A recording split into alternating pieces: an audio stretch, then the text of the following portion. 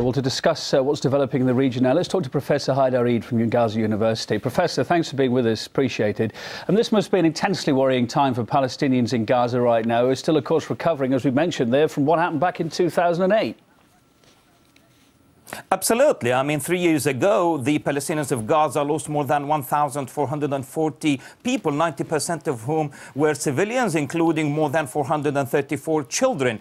And that was a time when we were threatened with, in the words of the Israeli Deputy Defense Minister, then Matan Vilnai, we were threatened with a greater Shoah, a greater Holocaust, if the organizations, the military organizations based in the Gaza Strip did not stop, launching rockets against Israel, and Israel lived up to its word, launched its genocidal war against the Palestinians of Gaza and killed so many people. And 3 years on, we are still under that hermetic, deadly siege that has been imposed on Gaza since January 2006, when the Palestinians of the Gaza Strip and the West Bank went to the polling stations and voted for a party that is opposed to the so-called, peace process, i.e. the Oslo peace process. And I think now what is happening right now is that Israel has a different government, a government that is considered by so many analysts to be the most fascist government in the history of the state of Israel.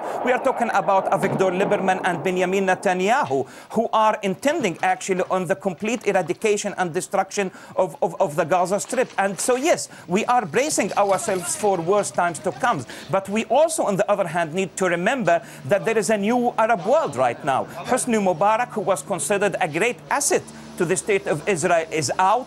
Now, Syria, there are some changes happening right now in Syria. Gaddafi is out. The Yemeni president is out. And therefore, we are witnessing a new era in the Arab world. And I think that Israel is confused, as in a dilemma, whether to launch a new genocidal war against the Palestinians of Gaza, regardless of the reaction of the new Arab world, or just to stay and wait and test the water of the Arab world without launching a massive war against Gaza. So following on from what you're saying there, you're telling me basically Hamas may have been buoyed by what's been happening elsewhere in the Arab world, and it could be garnering support to counter a major Israeli attack. Now, it's more strengthened than it was back in 2008. Well, as we speak right now, myself and you, I mean, the prime minister of the Hamas government in Gaza is on a tour in the Arab world. He has been received by the Secretary General of the Arab League, Dr. Nabil Al-Arabi. He has been received by ministers and the prime minister even of Egypt. And he was in Sudan yesterday, received by the Sudanese president, and he will be on his way to Qatar and other Gulf countries. In other words, Hamas has gained actually more political momentum in the Arab world. Of course, with the winning of the Islamic, movements in Egypt, in Tunisia, and of course in Libya. So yes, Hamas has gained much more momentum. But at the same time, we need to remember Israel is being isolated right now because of the growing momentum of the BDS campaign, the boycott, divestment, and sanctions. And what we are saying is that right now we are witnessing our South African moment in Palestine, exactly like what happened against apartheid South Africa in the late 80s, when the apartheid system was isolated,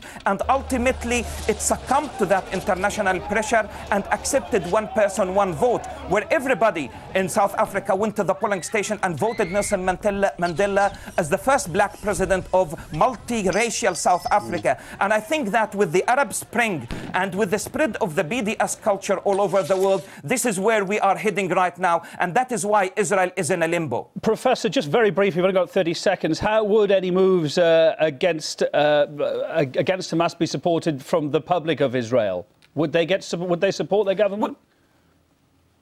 Well, exactly. If you go back to 2008, when Israel launched its massacre against the Palestinians of Gaza, 94% of the Israeli public supported the massacring of Palestinians of Gaza. And I think the same percentage also voted for Benjamin Netanyahu and Avigdor Lieberman. And yes, the Israeli government will have the support of the Israeli public.